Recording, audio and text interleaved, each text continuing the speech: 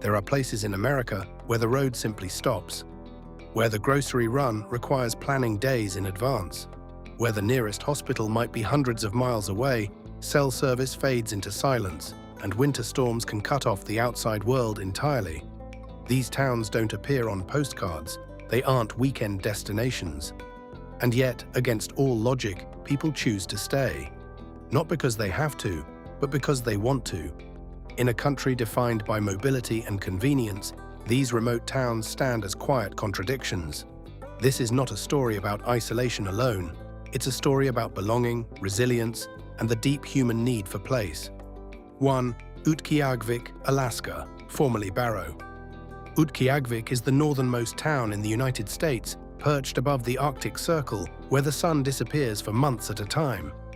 Every winter, darkness settles in for nearly 65 straight days, and temperatures regularly plunge below -30 degrees Fahrenheit. There are no roads connecting Utqiagvik to the rest of Alaska. Everything, food, fuel, medical supplies, must arrive by plane or seasonal barge. On paper, it sounds unlivable, but for the Inupiat people who make up most of the population, Utqiagvik is not remote. It is home. Life here follows rhythms older than the United States itself. Whale hunts are community-wide events. Food is shared. Elders teach survival knowledge that no textbook could capture. Residents speak of the land not as something hostile, but as something alive and familiar. Leaving would mean abandoning language, identity, and a way of life deeply tied to ice, sea, and sky. Convenience has never been the currency here. Connection is. 2. Supai, Arizona. Hidden at the bottom of the Grand Canyon, Supai is one of the most geographically isolated towns in the continental US. There are no roads leading in. Access is only possible by foot, horseback, or helicopter.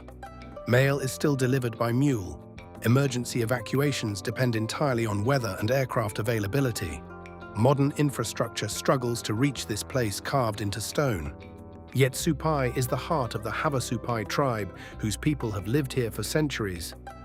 Crystal blue waterfalls cascade through red canyon walls, and agriculture continues in ways adapted to the land rather than imposed upon it.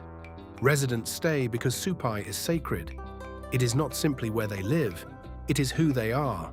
Leaving would mean severing spiritual ties to land passed down through generations. To outsiders, isolation feels like a burden. To those who live here, it is protection. 3. Port Protection, Alaska. Port Protection sits on the edge of Prince of Wales Island, accessible only by boat or float plane. There are no grocery stores, no police station, no hospital, and no formal road system connecting residents to neighboring towns. Electricity comes from generators. Winters are long, wet, and unforgiving. The people who stay in Port Protection do so deliberately. Many arrived after leaving behind modern life, seeking independence rather than escape. Neighbors rely on each other for survival. When storms roll in, the community prepares together. There's a deep pride in self-sufficiency, fixing your own equipment, harvesting your own food, solving your own problems. Residents often say they'd rather face physical hardship than the emotional emptiness they felt elsewhere. Here, every action matters, every person counts. 4. Monowi, Nebraska. Monowi is the smallest incorporated town in America, with a population of 1. Elsie Eiler is the mayor, librarian, bartender, and sole resident. The town exists because she refuses to let it disappear. At first glance, Monowi seems like the definition of loneliness. But Elsie doesn't see it that way. She maintains the town to honor her late husband and preserve a place full of memory. Visitors stop by, conversations happen, stories are exchanged. Monowi isn't empty, it's intentional. It represents a resistance to erasure, a belief that places matter even when people leave. Elsie stays not because it's easy, but because letting go would feel worse. 5. McCarthy, Alaska. McCarthy lies deep within Wrangell St. Elias National Park, surrounded by mountains, glaciers, and wilderness in every direction. The town is reached by a long gravel road that crosses rivers and washes out frequently. Winter isolates residents completely. Supplies must be carefully stockpiled. McCarthy was once a booming mining town, then nearly vanished. Those who returned were drawn by silence, beauty, and freedom. Life here is slow and demanding. There are no shortcuts, but residents describe a profound sense of clarity.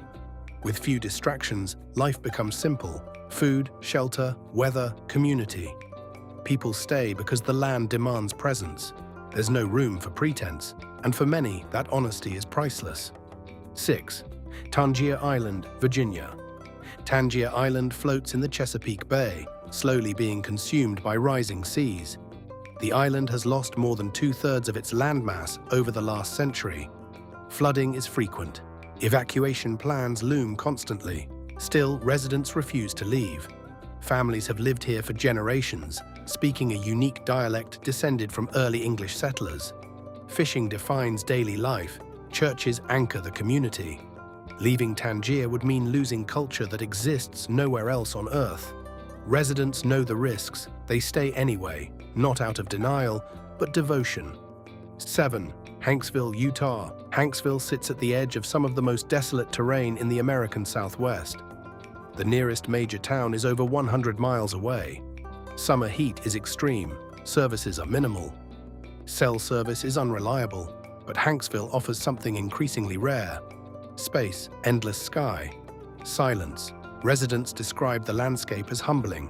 You feel small here, and that brings peace. For artists, scientists, and those drawn to solitude, Hanksville provides freedom from noise, both literal and mental.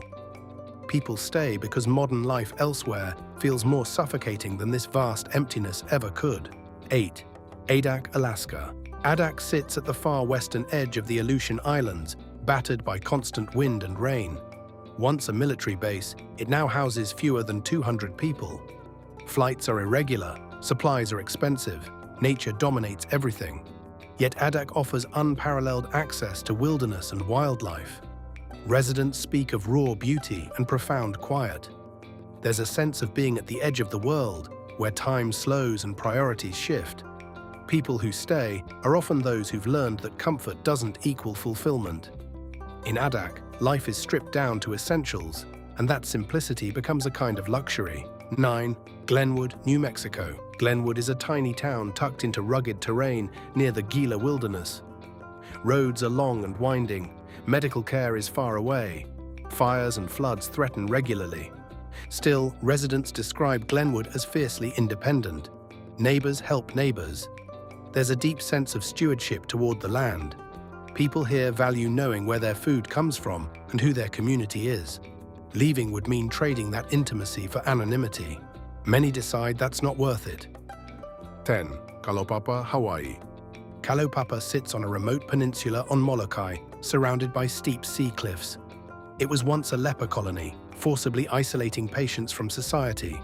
Today, only a handful of residents remain, many former patients who were cured but chose to stay. For them, Kalaupapa is a place of dignity reclaimed. They built lives here under unimaginable circumstances. Leaving now would mean abandoning a home they fought to humanize.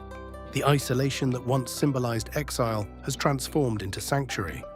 Residents stay because this land holds their history and their healing. Why they stay? Across these towns, a pattern emerges. People don't stay because they don't know better. They stay because they do. They've seen the trade-offs. Convenience, speed, and abundance come at a cost, often one paid in stress, disconnection, and loss of meaning. Remote towns force confrontation with reality, weather, community, mortality, time. In these places, you can't disappear into crowds. You are known, needed, accountable. Life is harder, but clearer. And for many residents, clarity outweighs comfort. Conclusion: America's most remote towns challenge our assumptions about progress and success. They remind us that humans don't just survive on infrastructure, we survive on purpose. While the modern world moves faster every year, these places remain stubbornly still. Asking a quiet question: what are you willing to give up to stay connected, to land, to people, to yourself? For those who live here, the answer is simple: leaving would cost too much. What unites people in these remote communities isn't just geography, it's meaning. In a world where so many define success by movement, speed, and accumulation, remote town residents define success by belonging. They don't just tolerate isolation, they cultivate intimacy with place, with neighbors, and with rhythms of weather and land that outsiders struggle to imagine. When the wind howls at Utqiagvik or the fog rolls through Port Protection's trees, residents don't see emptiness. They see the environment as a shape of life itself, an active participant rather than a backdrop. These communities also reveal something profound about human adaptability. Most outsiders assume social necessity will always outweigh geographic hardship. Jobs, education, healthcare, convenience. Yet here, people make trade-offs that seem unimaginable in more connected regions. To outsiders, a long drive for groceries or an ambulance response time measured in hours feels like deprivation. But for many in these towns, the cost of leaving would be identity deprivation. People don't leave because what they would gain, predictability, infrastructure, immediacy, does not outweigh what they would lose, rootedness, continuity, an embedded sense of self that only long habitation can bring. Consider the deep social fabric in places like Supai or Tangier Island. These communities don't just share geography, they share history, legend, language, and custom. Their isolation preserved dialects and practices that disappeared elsewhere. In Tangier, the island speech echoes centuries-old English that feels foreign even to other East Coast residents. In Supai, the land is sacred, bound up with creation stories, spiritual practice, and legal history. These aren't towns on a map. They are cultural ecosystems. Isolation also reshapes concepts of time and expectation. In most cities, urgency is constant. Deadlines, appointments, schedules that blur one day into the next. In remote towns, time bends to seasons and survival tasks. Hunting, fishing, gathering, woodcutting, water hauling. These activities structure the day around necessity and nature's clock rather than human clocks. Residents speak of time liquidity, of hours that feel longer and deeper, filled with tasks that have direct consequences on comfort and survival. There's a kind of clarity in that, a transparency of purpose that can be hard to find in places where priorities are obscured by noise. That clarity fosters resilience that outsiders often romanticize but rarely understand. For every person who lives without a hospital on call, there are others who have administered first aid with whatever tools were on hand, patched wounds, delivered babies, or pulled neighbors from icy water. There is an intense communal reliance not just on professionals, but on neighbors. In Port Protection, everyone knows how to operate the generators when storms announce themselves. In Hanksville, locals swap survival tips on heat stress, water conservation, and sandstorm expectations. In McCarthy, the threat of an avalanche or a washout becomes a teachable moment rather than an abstract fear. Survival becomes a shared practice, and that shared practice becomes social glue. There is also an economic logic that defies outside judgment.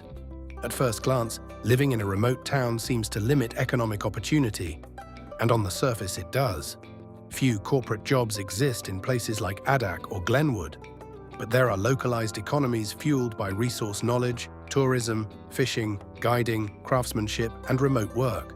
Not all stories are romantic. Some residents stay because mobility is genuinely difficult. High costs of relocation, lack of housing markets, and attachment to aging parents all factor in. But even in these scenarios, there's often a deeper narrative. A decision not made purely from constraint, but toward value. People choose their challenges. They choose weather-bound lives, long distances, and limited services because the alternative feels like erasure. And in these decisions, there's a broader cultural critique about what progress really means. Modern society often equates progress with growth, connectivity, and expansion. But remote towns question that assumption. They suggest that deep connection to land, community, and rhythm can be as valuable as access to highways, shopping centers, and high-speed internet. People in remote towns may lack certain conveniences, but they also lack the existential rootlessness that defines so many urban experiences. They are tethered to place in ways that urbanites aspire to, but rarely achieve.